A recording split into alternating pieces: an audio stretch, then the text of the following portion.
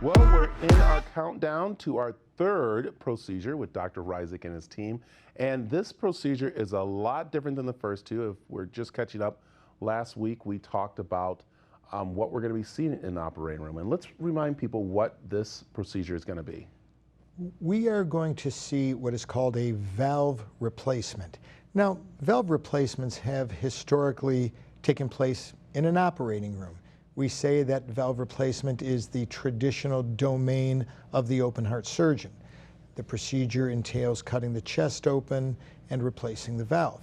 We are going to show a valve replacement by going through, again, a small opening in the leg with a catheter in which we pass a long catheter up to the heart, and the valve is sitting on that catheter, and we will deploy or implant that valve, catheter-based, non-surgically, and about 90% of these patients go home the very next day. Wow. In contradistinction to surgical valves or surgical procedures where they may stay 4, 5, 6, 7 days, something like that. Yeah. If someone's at home watching right now, they're probably going, okay, what's the age that someone's going to have this done? And you made a very good point. It's usually in our older seniors who have this done. Right. The aortic valve is a one-way door that allows blood to leave the heart. And imagine the millions and millions of heartbeats that you have over a lifetime, and that valve starts to deteriorate or degenerate. Sometimes it degenerates by not opening. It becomes stiff and it won't open properly. Other times it will degenerate by not closing properly. In either event, it becomes a more serious disorder as you get older. This accumulates over the years, so that by the time you're 70, 75, 80 years old, that aortic valve, that one-way door out of the heart, may have degenerated to the point that it needs to be replaced. Now, about the 1990s, we began to realize that doing open heart surgery on octogenarians, on 80-year-olds, is a high-risk undertaking. Yeah. So we started learning how to do catheter-based valve replacements, a procedure called TAVR, transcatheter aortic valve replacement, by non-surgical catheter-based techniques, and the patients do much better.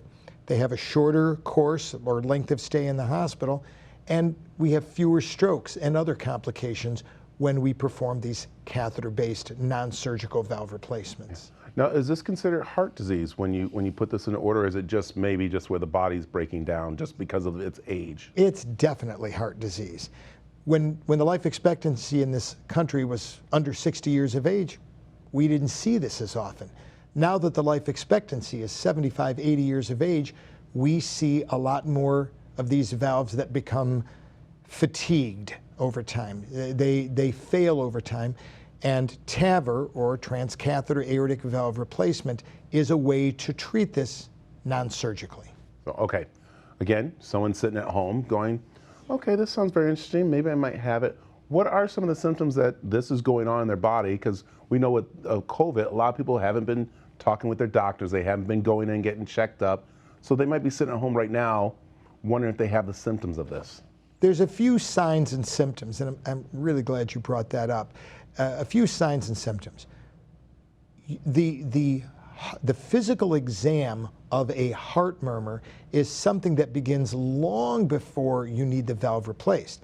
So you may begin to have a murmur that you can hear with the stethoscope when you're 45, 50, 55 years of age. So the one thing you really need to do on a regular basis is see your doctor, and hopefully the doctor puts the stethoscope on your chest and does a good physical exam. Some of the symptoms you experience, you can have the murmur long before you have the symptoms. Some of the symptoms you experience will be, the most common will be shortness of breath and fatigue. A person is 70 years old and says, you know, I'm just not what I used to be. I don't have the stamina or the endurance I used to have. And that should be one of those subtle signs that makes your antennas go up as a clinician to say, you know, let me put the stethoscope on your chest, or let me refer you to somebody to get an ultrasound of your heart so we can see if one or more of these cardiac valves are becoming fatigued or old. Yeah. I think you got to start listening to your physician, start listening to your doctor, because some people get a little skeptical and going, oh, he's just trying to get money out of me. No, he's trying to save your life. Listen to your body. Your body is going to tell you something is not right. Yeah. Well, I'll tell you, we're going to find out what's right coming up on September 23rd for our next procedure. So please keep it right here at AZTV 7 for that show. It's going to be live 8 a.m. And then you can go to aztv.com/procedure to see the other two procedure and our talks.